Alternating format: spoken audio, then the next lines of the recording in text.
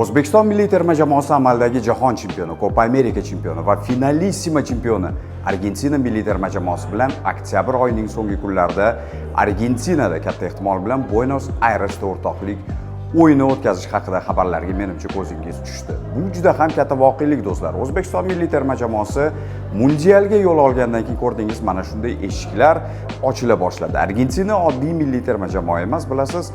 U juda ham raqib tanlaydi. Lekin shunga qaramasdan O'zbekiston milliy terma jamoasi balki guruh bosqichida yoki play-offdagi raqib bo'lishi ham mumkin. Shu sababli mundialga chiqqanlar bilasiz, faqat mundialga chiqqanlar bilan o'ynaydi.